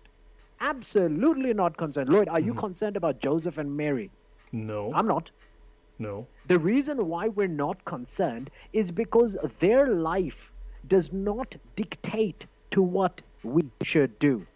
Unfortunately, or fortunately perhaps, for Muslims, what Muhammad did, everything he did, defines the sunnah. So therefore, if it defines the sunnah, therefore it means that for you to do and abide by the sunnah is sunnat. right, How did you forget that? For me to not follow Mary and Joseph doesn't mean anything for me. For me to follow Jesus Christ is what matters the right, most. Jesus does not say in John 14:15, if you love me, you will obey Joseph and Mary. It says, if you love me, you will obey me. right. It really is as simple as that. But let's go on. Yeah, so I will end off shortly with, but let's do this final page. If a man repudiate by irreversible divorce, 3 talaqs, a wife who is under the age of puberty, as I said, this is Sunni, this is Orthodox Sunni Islam. This is normal, standard Sunni Islam. But yet such a one, so if a man divorces an underaged wife who is under the age of puberty, one who may admit of carnal connection, and she brings forth a child. Does this make that clear? Okay. So this once infant again, wife is there the is same. an allowance. Notice for, this infant wife is the same as a full-grown woman. Okay, you see, now once again, I think let's make a comment here real quick. I think that this is extremely important. Okay, let's concede the fact for a moment, for argument's sake, that nowhere have we proved that a girl, an infant, or a child under puberty can have sex in Islam. Read this. Read this, Kasim, Usman, whoever is reading, my Yusuf. friends. Read this, Yusuf. Read this, and tell me, what do you gather? Whether this infant wife is the same as, wherefore this infant wife is the same as a full grown woman. And the context over here is spoken about is what? Divorce, in the sense that the child has had carnal connection. Yes. So, Now, I personally am left dumbstruck in the sense that how else should I interpret this? Perhaps there's another way of interpreting that kind of starts ignoring normal English words. And at this stage, I really can't. For me to be committed to the English language and the words that I have gathered all my life, I can't understand anything else. That child sex prior to puberty is allowed. yes. So understand, I've not gone through every single reference. I have not gone through every single piece of evidence. But I think we have sufficient evidence here to show that Orthodox Sunni Islam allows marriage with underaged girls and underaged boys. It allows sex with and even makes provision for the divorce from and children born from an underaged prepubescent marriage. Because you've seen multiple references to the word infant, which is a child from 0 to 1 year of age. There are multiple references to prepubescent. There's multiple references to the word minor. Yeah, people have asked in the comments. I read through this sometimes for hours a day, making notes. It's hard. It's hard to read this. I will tell you. I get very angry reading this. It's horrifying. And Muslims obviously want to dodge, like the ones in your chat. They obviously have not answered. They refuse to deal with the logic that is required here. Obviously, they want to distract. But I think the Sharia, now look, you can argue in circles around the Hadith, you can argue in circles around the Quran, because there's contradictory verses, contradictory Hadith. The Sharia is black and white, very, very clear. We've just shown the Sharia of the largest school of jurisprudence in Islam, and then the Shafi, which arguably is the second, some say Maliki, but that's debatable, largest schools. And we've used the most famous Sharia manuals, the most authentic Sharia manuals, most highly authenticated, most highly respected. This is the final word of the Islamic scholars. And we've shown from major sites that it's a lie to claim that Aisha was 18. She was 9. And if I show the final section I'll show one more piece, just on some small discussion on puberty. Okay, just a small discussion on puberty. So now I'm going to switch over. Yeah. And one short section that I'll cover. So now, according to Hanafi law, puberty is proved by the emission of seed during dreams, by the power to make pregnant, by menstruation, and by the capacity to conceive. Now understand, so this is for boys when they have a wet dream. This is considered puberty. Now understand though that Islam, if you go through some different manuals, what they speak of is that puberty is a process that lasts several years, and there's the first sign of puberty, the beginning of puberty, and there's the end of puberty. Puberty is not like over like that, snap your fingers, bang, where'd my puberty go? Right? It disappeared in 4 seconds or less. No, it's not like that. Puberty is a process, even in Islamic law. It's not always made clear in all the manuals. You have to read multiples to find them. But notice, for the boy, emission of seed during dreams, by the power to make pregnant, that's for boys. By menstruation, so they'll say, well, if a girl menstruates, then we know she has reached puberty. Or if she falls pregnant, then she's reached puberty. Now, if she hasn't menstruated yet and she falls pregnant, didn't you have sex with her prior to menstruation? Oh, well, she fell pregnant, therefore she was mature. Understand, this contradicts, this last ruling contradicts the previous one. It means there's a loophole. It means that, okay, I had sex with her underage, she fell pregnant, therefore she was mature. This is Islamic logic. Do you understand this? Now notice this is Yeah. repeated in the Alliance, right? Page 429 in the PDF and 411 on the page in the book, section K 13.8. Puberty applies to a person after the first wet dream, so this is corroborated. Or upon becoming 15. This is the standard age within Sunni fiqh. You will see slightly different ages here and there. Or when a girl has a first menstrual period or pregnancy. Pregnancy is a sign of maturity. So if you have sex with your 10-year-old or your 9-year-old and she falls pregnant, well, she was mature, so justified sex. This is quite literally how this logic works. When was this codified? DHC asked me. This is about you're looking at by the 12th to 14th centuries. I'd say by roughly the 13th century this was all codified. Say 14th. Let's say 14th century. Right. Sure. So your thoughts, Shamoun, your thoughts? Yeah, it's my thoughts. I am a little bit. I must say that the purpose of today's stream was to honestly show, within the Islamic sources what the actions of Muhammad, that whether Aisha was of 6 years of age, we showed this. We have shown this. You can watch the video from the beginning again. I'm sure it'll be uploaded. And that did Muhammad have physical relations consummate the marriage with Aisha prior to her puberty? Yes. I just want to quickly, can I share two hadith? Can I do that? Just two. Do you want to share your screen? So I don't know how to do that. I'm sorry. Okay, fine. How Just would read I do them. that? I can share your screen Okay. if you want, but fine. Just read them. It's fine. I'll bring them up Okay. if need be. So Sahih Muslim book 008 number 3311. Please, book 008 number 3311. Sahih Muslim. Aisha reported that Allah's apostle, sorry, I'm trying to catch up where it's married her when she was 7 years old, and she was taken to his house as a bride when she was 9, and her dolls were with her. And that is the dolls were with her, she was playing, etc. Now, looking at a different hadith about this whole doll issue. The whole doll issue, there's this guy, sorry, I'm trying to find it. It was with me. Yes, there we go.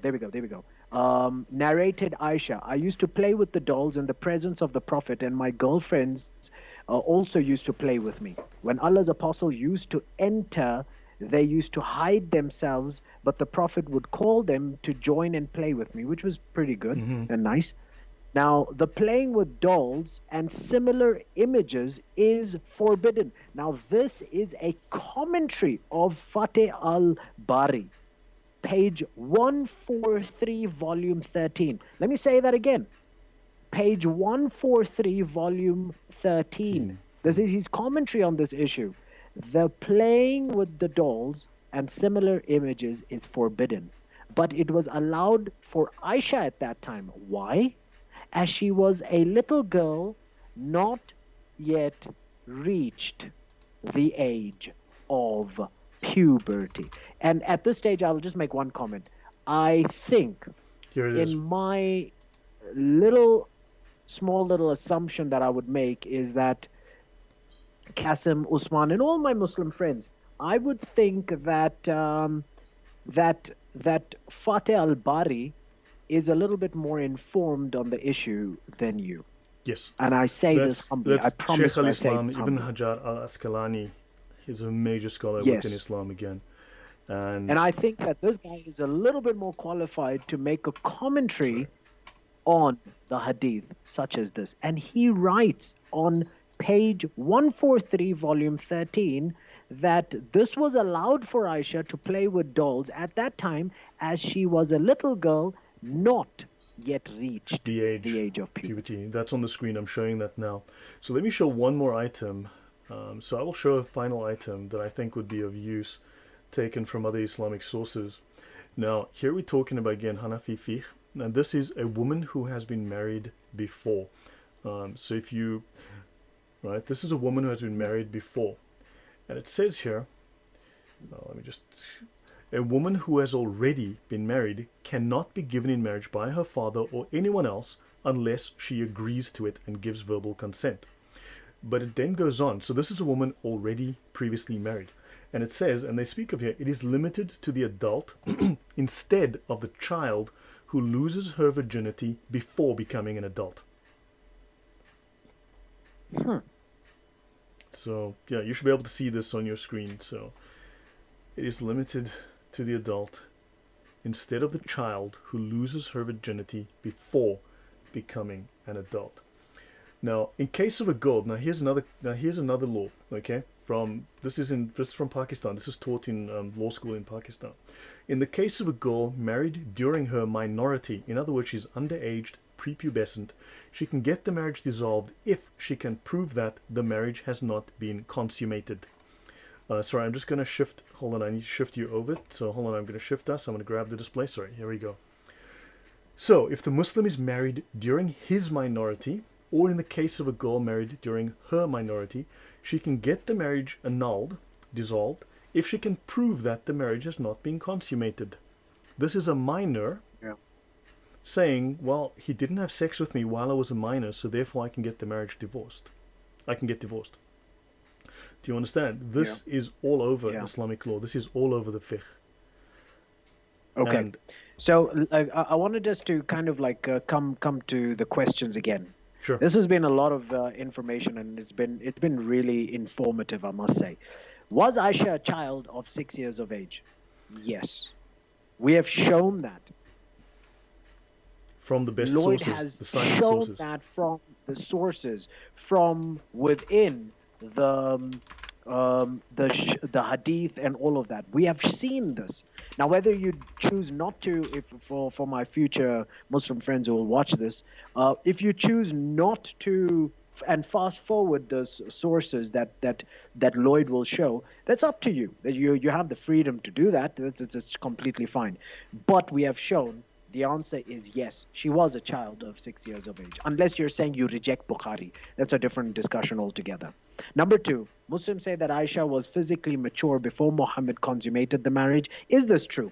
No, it is not true. I just actually showed you two hadith, and quickly even Lloyd actually took out the commentary from Sheikh al-Islam, showing what he actually writes on the issue is that at the age when Aisha was taken into consummation with the Prophet Muhammad, she had not yet reached the age of puberty. Well, it's even like written in bold. I should mention here, and I will.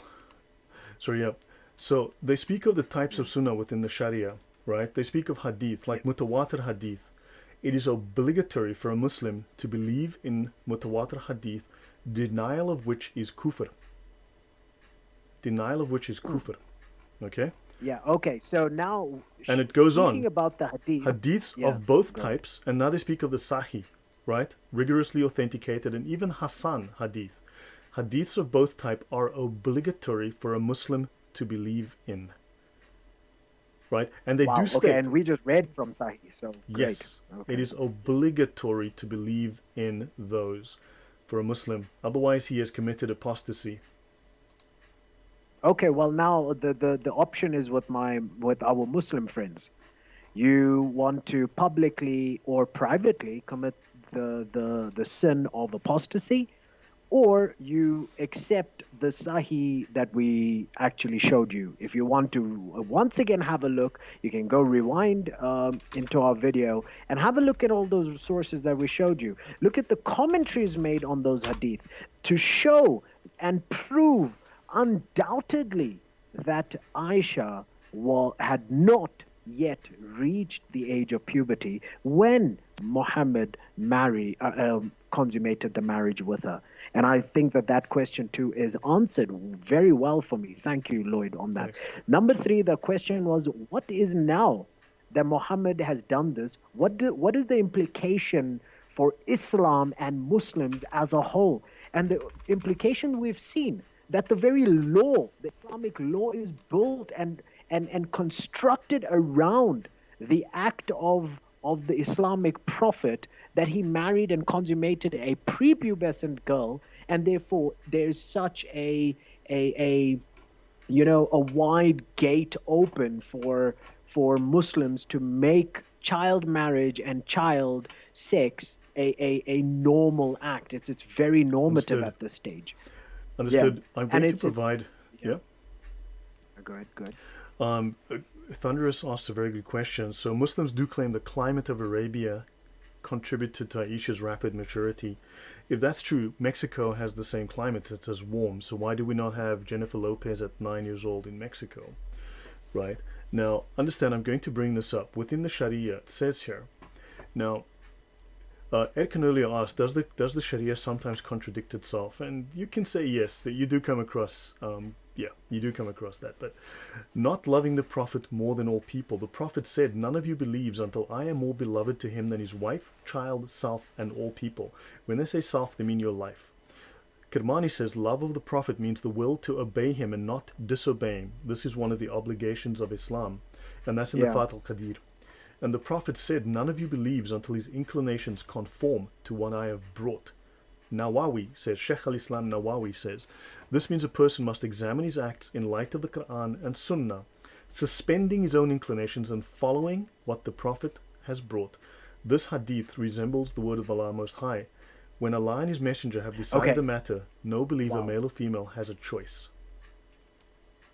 In the affair. Okay, now once again, taking the reason, using our reason and our logic and applying to this whole issue is seeing that clearly what the Islamic prophet has brought is his life, through his life, etc., and the hadith, etc., whatever was written there. In the sense that now what you have is Muslims, their free will to exercise whatever that they think is taken away from them, and are told and instructed that you think in terms of the Islamic prophet's actions. You have to do that.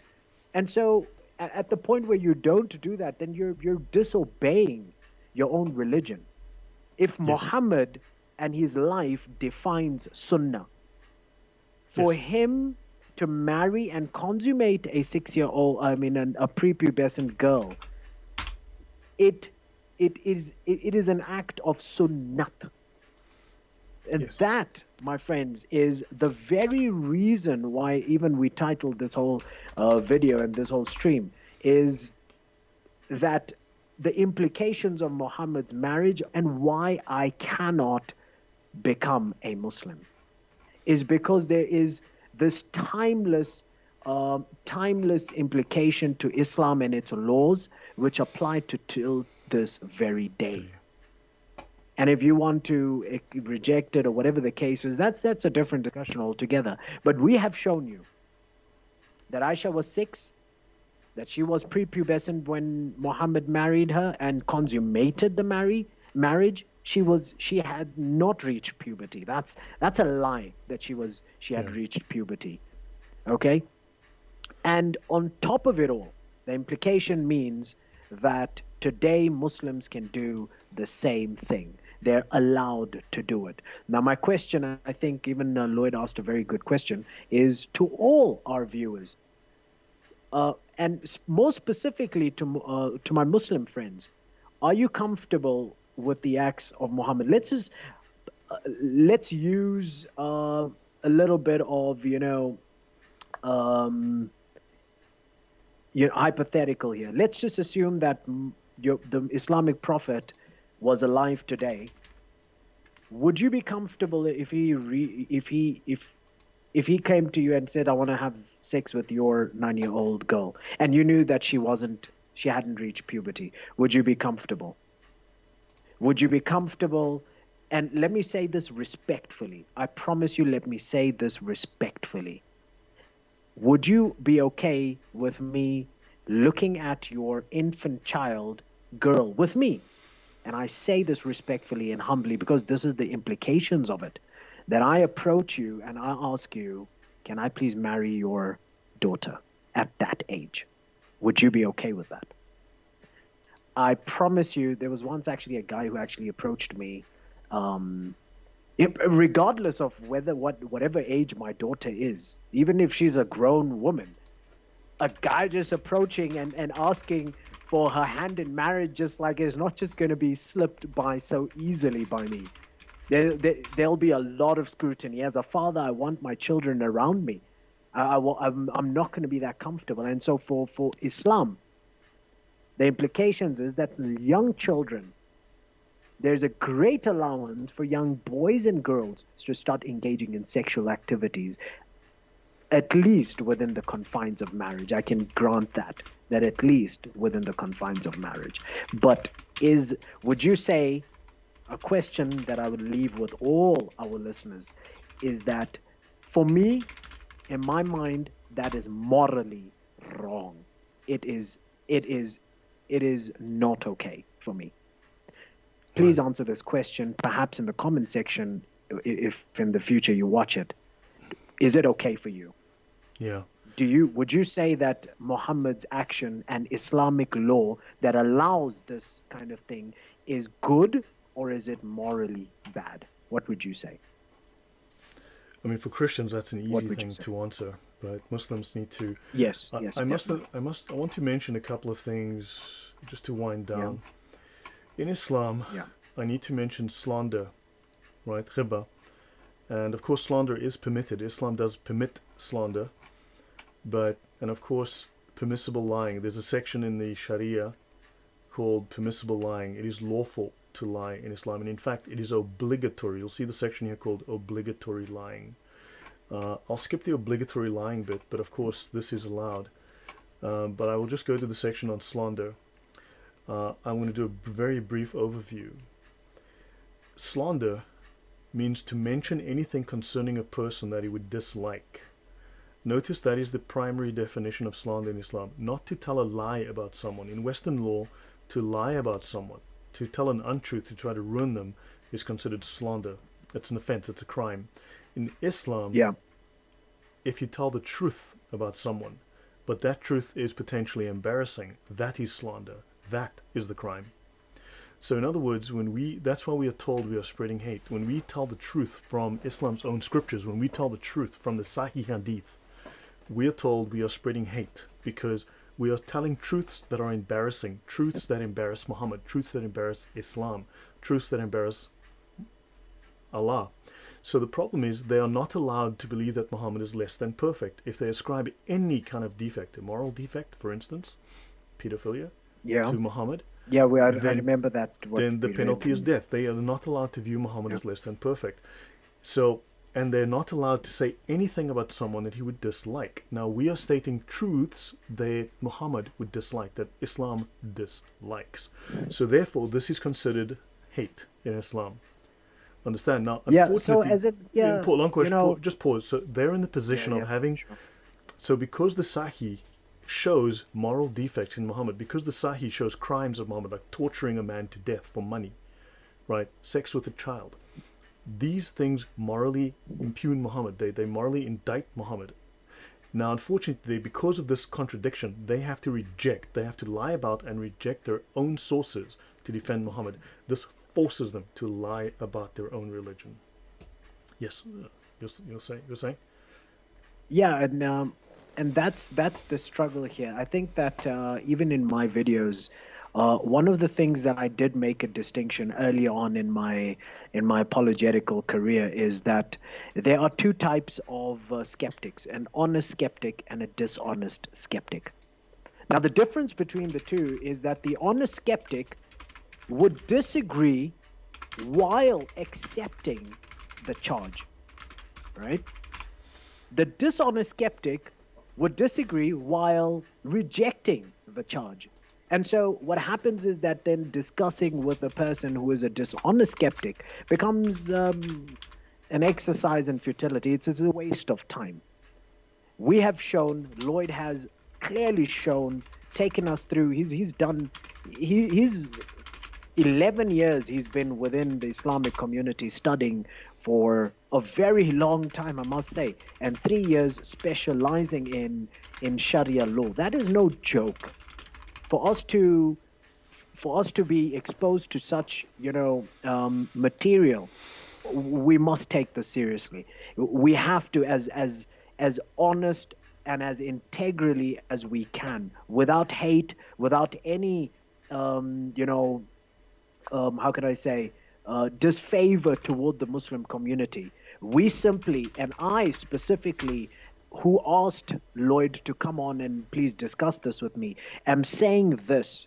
The reason why we talk about these things, objectively showing from within the sources, is the reason because I want to answer the question, why do I not return back to Islam? And the reason being is this is one reason, that there is this stain, this really dark stain of immorality that is like all over, the covering of Islam, that I cannot look past the stain. I really just can't. And so for me, I hope that this one reason gives my Muslim viewers enough of an answer. Why do I continue to reject and not come back to Islam? That's all I wanted to say. Is there anything that you wanted to say, Lloyd? No, that's it from me. Look, I actually find it incredibly draining to read this kind of thing. It's really difficult. Yeah. People understand it. It's actually really emotionally draining. It also makes me very angry. And this is the reason that I do what I do. Just this, I needed to speak up. I needed to speak out. And I want to show Muslims, this is the truth of your own religion. You need to own this. This is your Sharia law. You want to impose this on the world. You expect us to follow it. So accept the truth of it. This is. Yeah. If I am wrong, bring me the most authoritative. Sorry, I had a acknowledgement there.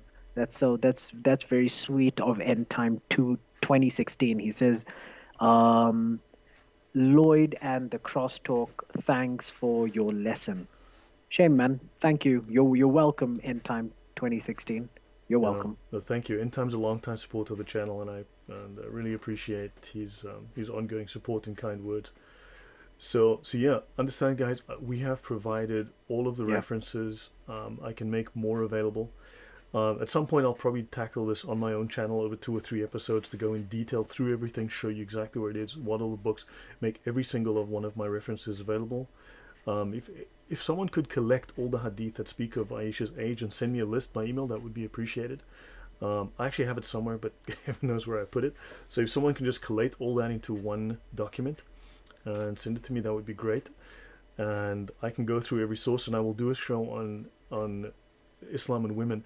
So Shamoun, thank you very much. I mean, I think this was long overdue within the apologetics world. Guys, yes, please slap that like button and go to the Crosstalk channel, slap that like button too. Okay, please. If you didn't like it, slap the dislike button twice, right? And so please sub with him. Shamoun, would you like to do other shows in the future? Can we discuss other topics like Islam on women or other important Christian topics which are very relevant to Islam and Christianity? I mean, because I'd love to have you back on the channel again and do more. Definitely. Next, I actually wanted to talk something that's a little bit more personal to me. That's something that's not vague and stuff. So the next one that I would really appreciate talking about is as an apostate, as a murtad, right? That's the Islamic term for me, as an apostate, as somebody who's filthy and dirty to the Islamic community. What does the law of Islam say should happen to me? Because should be killed. I showed that the ridda is it falls under ridda. The apost. Yeah. I'll go back to it. I mean, why not? I may as well just go back to it. Sorry, it's busy here. I need to. So I'm going to bring up this just to end off this then. So here we go. Apostasy from Islam is ridda. And so all of this falls under, this is a catch-all for all of those conditions where Muslim leaves Islam, but whatever means. Whoever voluntarily leaves Islam is killed. Okay? That is very, very clear. And I'm going to go. Yeah, and here's the ruling. So what I wanted to do is, good, sorry. Here's the ruling. When a person who has reached puberty and is sane voluntarily apostatizes from Islam, he deserves to be killed. They will say, ask him to repent. If he refuses, he is immediately killed. I think that's very, very clear. Okay, so yeah, there's a lot more to talk about within Islam and Christianity. The next one we could probably even have something apostasy on apostasy, like a Hmm. little bit more of from within the Quran as well, and the commentaries and things like that. Just looking at the whole issue of violence. Is the religion of Islam a peaceful religion? I think that that is very. I'm not sure if you've done that on your show, but Many times. definitely within. Okay.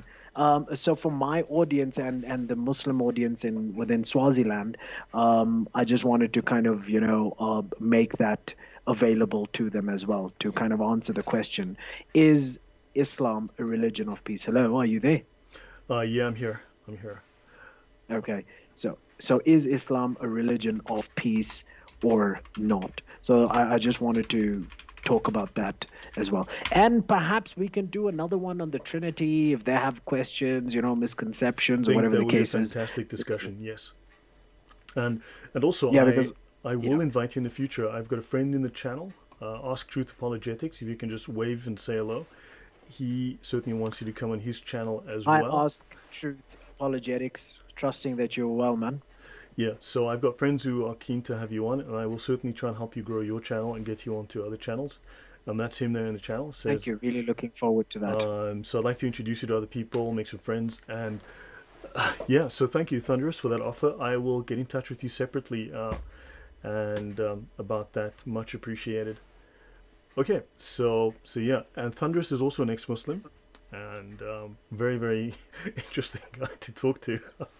Fantastic conversations, Okay. done some great shows. So yeah, thank you for being part of this community, and I thank you for having me on your channel, and of course thank you for coming onto my channel. We're broadcasting on Well, both I channels should say thank simultaneously. you to you.